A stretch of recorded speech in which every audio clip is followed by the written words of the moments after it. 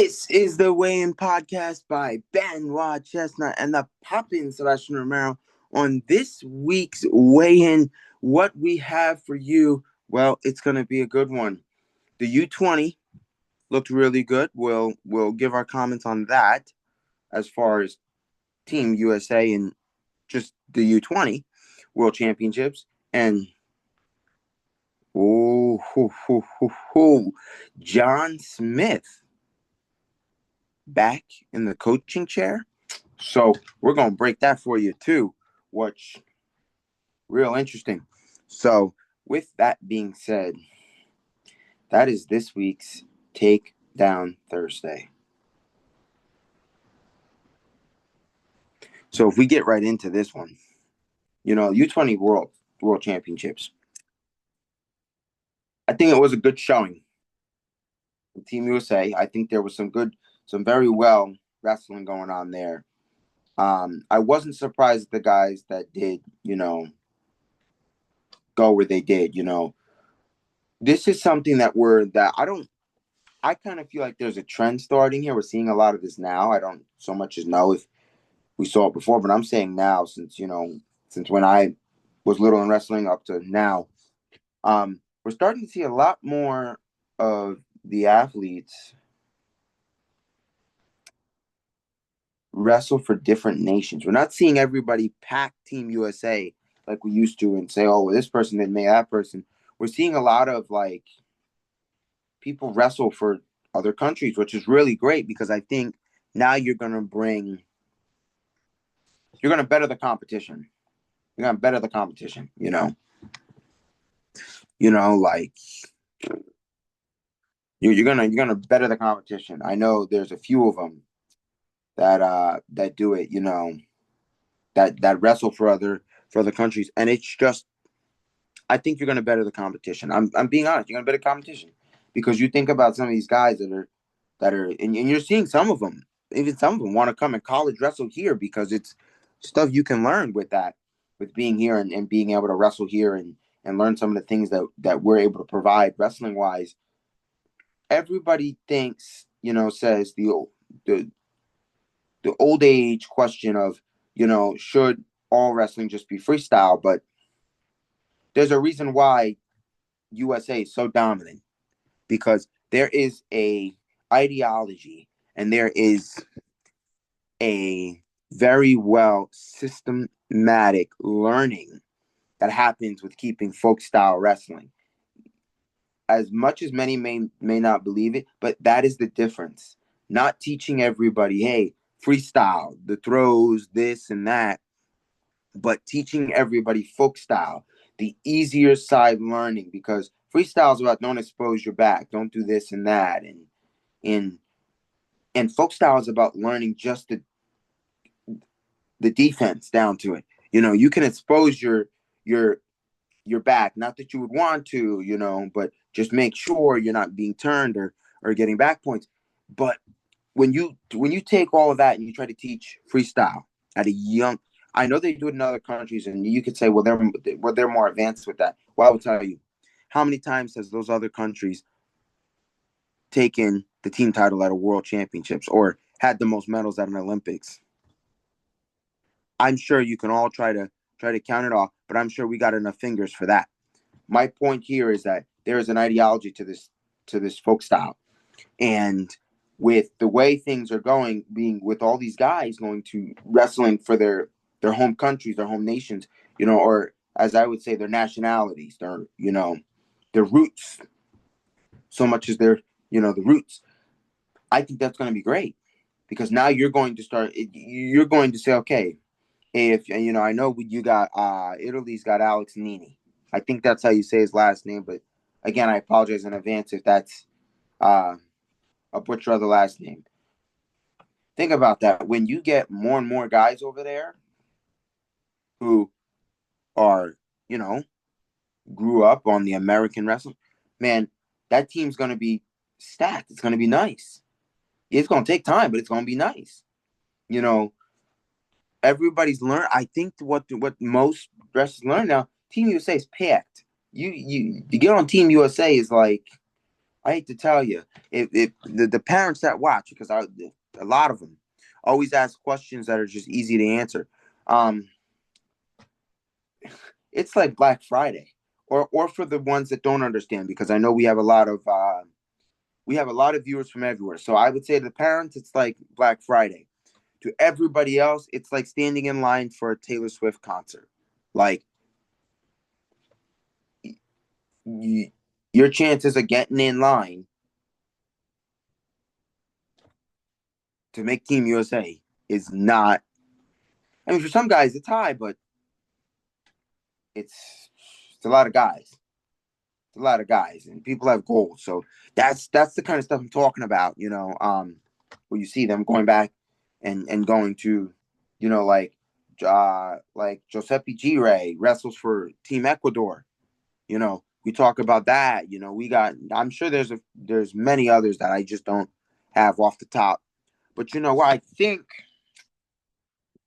think I know a team that's got a lot of them, and I'm gonna fact check this. You know how it is,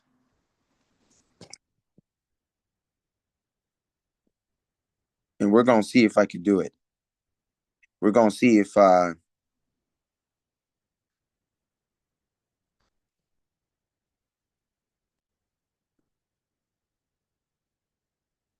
gonna see if we can figure it out. So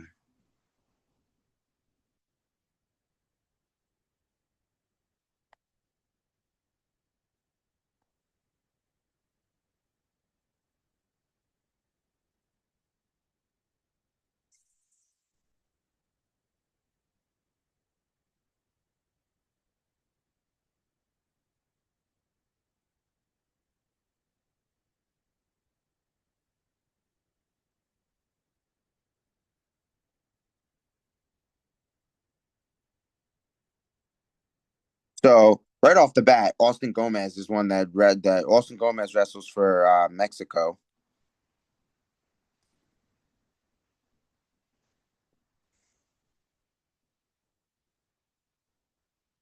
and let me see if there's any others for you guys.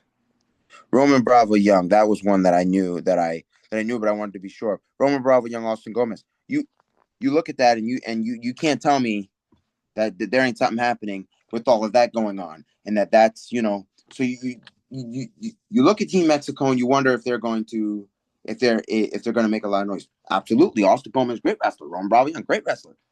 I think that there's an ideology here that is very well to learn. That some of these guys are like, hey, I'm not gonna try to make Team USA. It's too many guys. My nationality is the nationality of these wrestlers is of Hispanic culture. I'm gonna go to that country and try to make make the world team, make the Olympic team. And you know what? There's 100% nothing wrong with that because like I said, getting in Team USA is just not. And for some of the ones that don't understand, like I said, they don't understand the Taylor Swift analogy. You don't understand the Black Friday analogy. I would say the best thing is like if you've ever waited in line to get something, or you've ever waited in a long line and you're like, oh my God, I really want this. I'm waiting in line.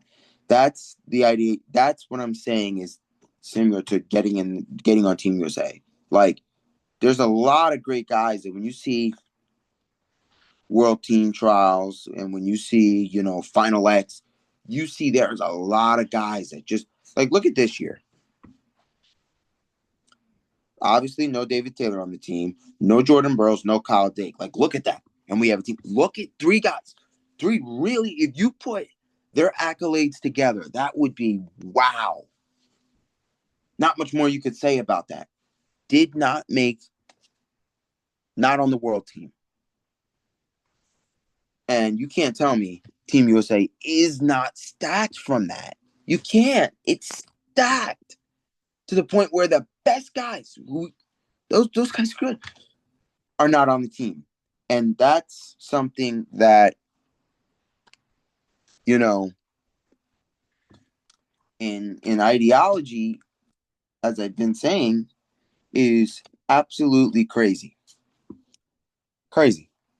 So, when I see other people saying, "Oh, they're wrestling for other nations," I'm like, that's real nice. That's great. You know, I like to see great competition, and I think that's really cool. I think it's great. You know, and then even then, they're still in the American RTC system, regional training center system. So, and I think that's a great model, and I'm wondering why that's a great model to have. These regional training centers where it's kind of like you're able to kind of almost again, it's like you're almost again able to make another like college commitment. You know, you look at Roman Bravo Young, who very well was at Nittany Lion. You could say enjoyed it. David Taylor leaves. Everybody's got their guy where they feel like that has been the closest mentored figure, has helped them so much. And when that guy says, "I'm moving on," most of them just say, "I'd rather go with the guy than to try to figure it out without that guy." So, and that's just one Midas way of putting it. Um, it's just one great way of putting it. When you look at Oklahoma State University, when we talk about Cowboys, you could say it was some sort of a similar situation with John Smith stepping down, but it was not, because then you got a guy like David Taylor stepping up and taking over the role. You're like, wow, it's David Taylor, DT. You're like, you're more optimistic than you are when David Taylor leaves Penn State. You're saying, "Oh, well, it's always Kale's still here." Yes, that's the point, but a lot of what went on was typically of David Taylor. Yeah, you got Kale, but you can't say David Taylor being in that room didn't have an impact, because the minute he took the Oklahoma State University job, when he started coaching for Cowboys, look at how in those years, so up to now, how many Penn State guys have up and transferred to go over there. And I will give some of them credit. They did try. A few of them did try to say, "Hey, Dave Taylor left. I'm going to try." They did 1 year, and they said, "Mm-mm." You know, that's just, and speaking of the Okie State Cowboys, John Smith is now going to start coaching with Cowgirl Wrestling. Now, that is an interesting thing. And they're not paying him to do it. He's volunteering this. So it tells me John Smith, he just couldn't stay away. You took 1 year off, and now you want to volunteer back again at coaching.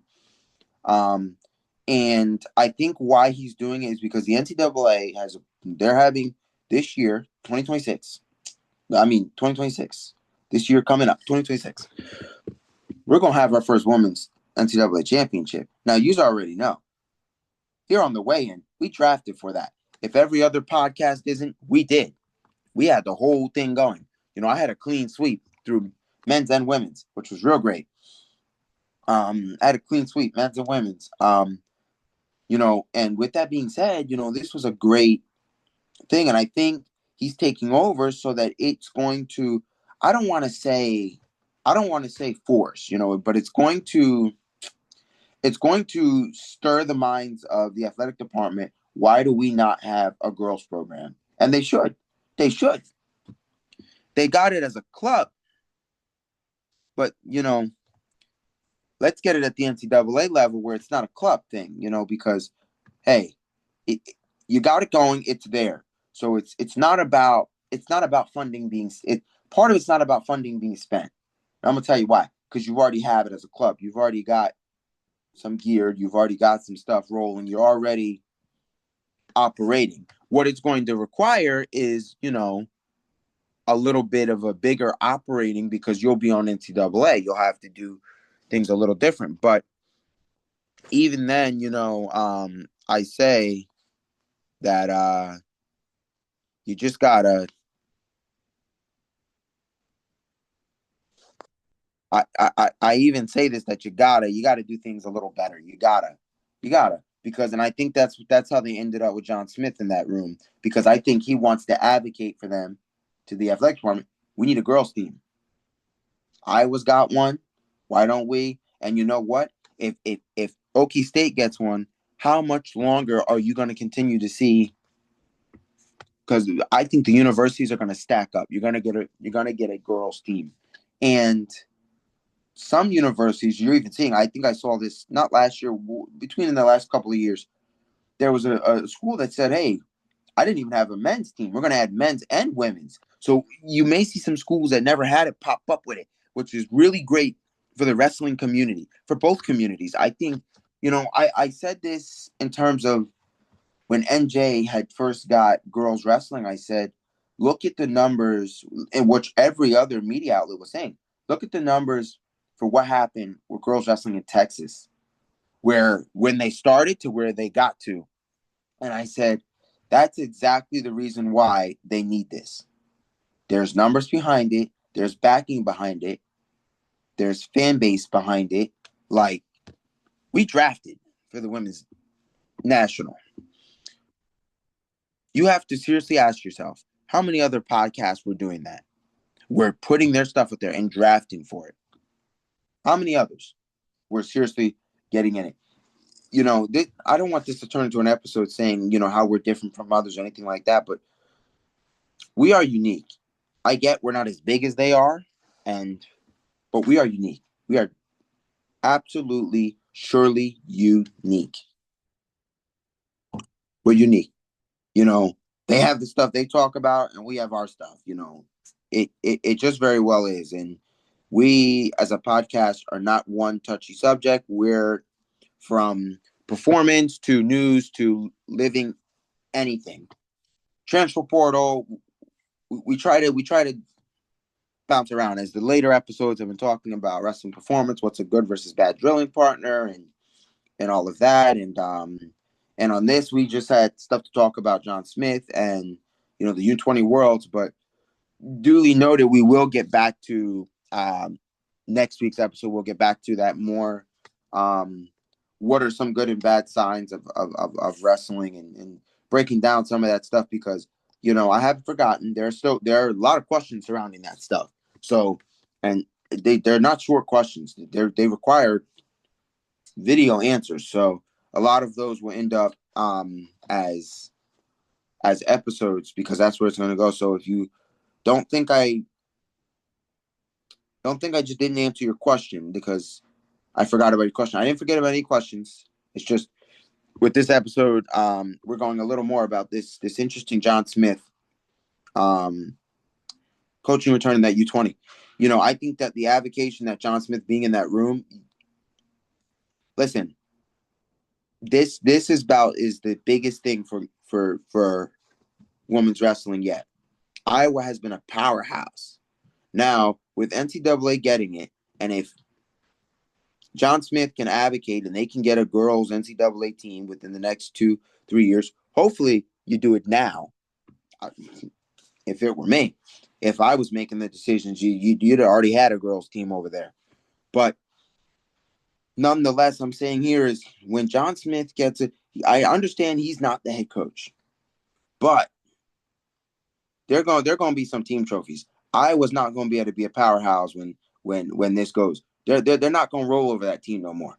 They're not going to roll over that team no more, because you got a head coach, but there's no way you don't go in there and say, hey, John Smith, letting John Smith run a practice, letting John Smith kind of go over a plan here and there, and saying, let's let John Smith do some movement here.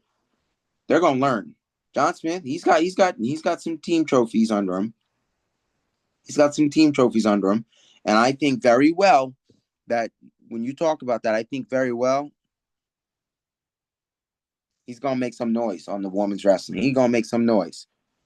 He's gonna make some noise with cowgirl wrestling. And this is probably, I would say, the biggest major step, up next to the big major step, seeing a Division I Legendary, because he's legendary. If anybody wants to disagree with me with that, I will make a whole video answering it the same way we did Tuesday answering that comment. Those comments. John Smith is a legendary NCAA coach. Now takes over and goes over, doesn't take over, but goes over to girls wrestling. When I tell you he mastermind, that's big. He mastermind men's wrestling. I mean, not to, not to discredit, but not to a Cael Sanderson level, but he masterminded. Now you're taking him over to women's wrestling. Watch out. Watch out. I understand he's not the head coach, but Chicago Wrestling about to be the Penn State of women's wrestling. And if many are going to disagree with me at that and say it's Iowa, Iowa was able to this is the truth. And many may not agree with me on this, but this is true. Iowa was able to be I don't want to say the first major school, but I want to say the first big advocate in Big Ten. I want to say that first big advocates in Big Ten, because there's some other Big Ten schools that have teams, but not at an NCAA level. They're clubs. Iowa was a big advocate, and they were able to capitalize that they were advocates and had an NCAA team, and that's what they lined up on. But at the end of the day, you ask yourself, once the hype dies down, what do they got? They don't. They really don't. You look at the stars they were able to snatch now is the reason why they're where they're at. But when that dies down, will they still be where they're at? See, not with this John Smith and Cowgirl Wrestling. I'm telling you right now, if it's not a better guy to advocate that needs to be at the NCAA level, it needs to be, and if they compete at that championship, let me tell you something, they're gonna get some team titles. They're gonna get some. Iowa's gonna have a run for their money, for many reasons. John Smith, there's not a better guy. That is, I would say that is about as just as Tom Brands. If one of the Brands brothers turned around and said, "Well, you know what? I'll take over girls wrestling at Iowa," that would be very similar. This is a huge. I like it. As many have already, you know, uh, you know, reached out saying we're definitely Okie State fans when it comes in terms of wrestling. I just can't disagree to that anymore. At first I said, we're just covering them, but no, we're definitely fans here.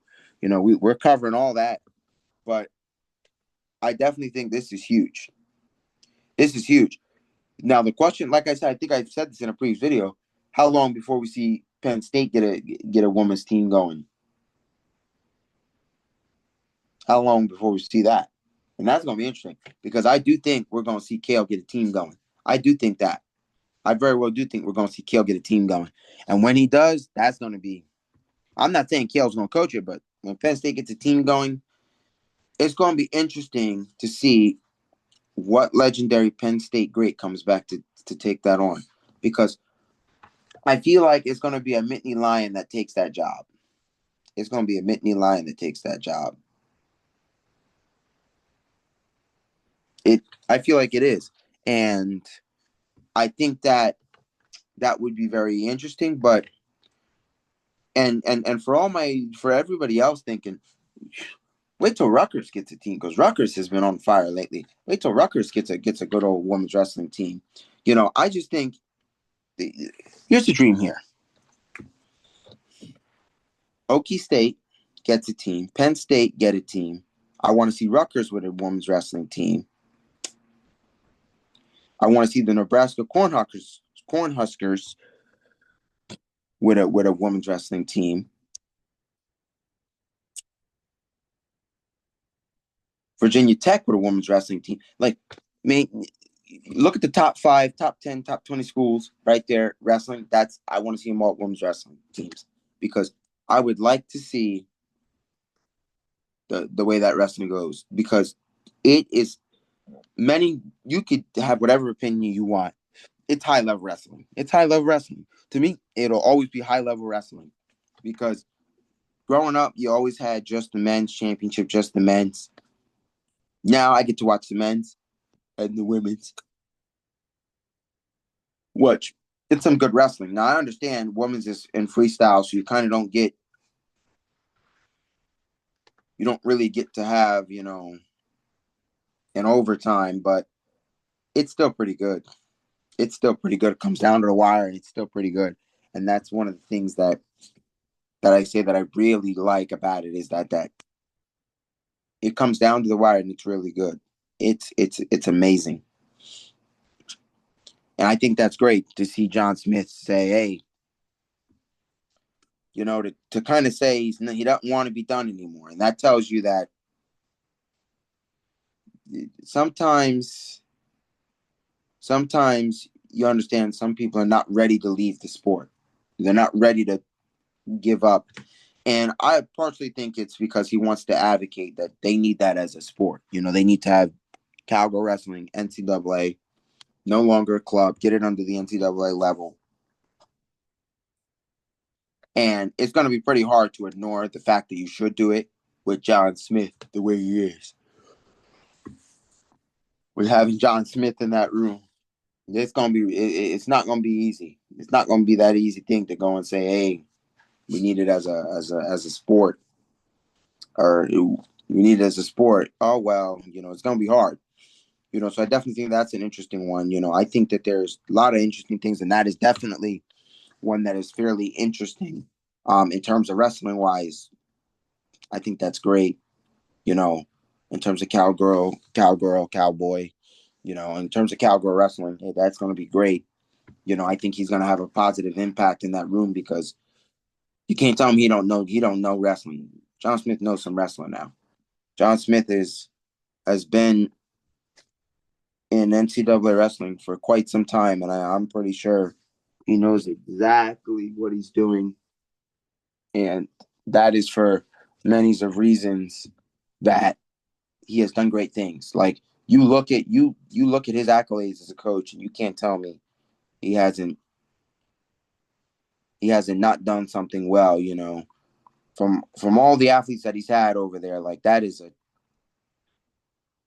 a great thing to have done it for so long and have had been doing it well for so long, and just people really underestimate how long it takes to take over a program like that. It's not easy, and obviously some could say you don't even know the half of it, but yeah, that would be a true statement that I don't even know the half of it because I ain't a head coach. But with that being said, there's just many of great things to say with this John Smith coming back to coach, and I think that's going to shake up I think that shakes up the recruiting game just a little bit, just a little bit, just a little bit, just a little bit, because you're like, well, John Smith's over there, so that kind of adds something to it. But I think some of them will be optimistic and see how this first year of John Smith being over there will go, and then after that, there'll definitely be some partakes across that issue. But nonetheless, there's still some really, really great things. Really great things to be shown from that you got John Smith coming in and taking over in a coaching room. That's really good. That's really good. That is a really great thing. Well, we're drawing ourselves into the end again, yet another epi. I'd love to get you out. I'd love to get these episodes out for the fans. We've continued our streak all year, and like I said last video, it doesn't matter. At the end of the day, there's still going to be 2 episodes a week, regardless of the fact of whether they're not posted on the correct day like they should be. There will still be 2 episodes a week. I'm always making sure I record these for the fans. I make sure I get these episodes out for you, the fans, so you guys can have these, and you guys and girls can have these and have everything to be able to watch, our weigh-in breakdowns that are, not like others. So, this is the weigh-in by Benoit Chestnut and the occasional pop-in Sebastian Romero, and we will see you on our next episode. Watch, if you guys don't know, this upcoming Monday we'll be going Instagram live, as well as we will be live for the premiere of we're going to be posting early and premiering our episode that will be the breakdown of the Angelino Caroba fight. So be on the lookout. We will be Instagram live on Monday. So that's one thing that we're going to be doing for you guys, the fans. We're going to be going Instagram live. So that's a really good thing that we'll be doing so that you, the fans, will have a chance to be able to see us. If you want to ask us questions, we will, and more than most, be absolutely answering questions during the premiere. And we will be answering questions. We'll be answering questions during the premiere and the Instagram live. And then we'll be doing what we call an after party after the premiere.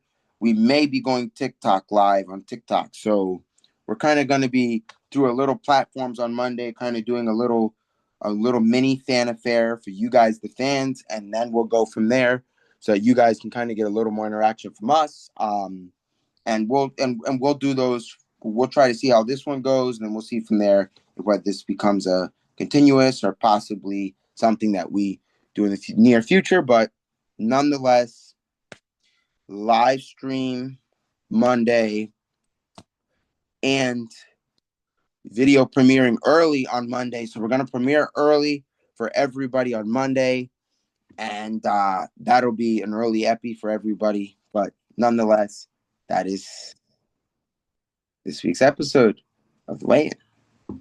Weigh-In out.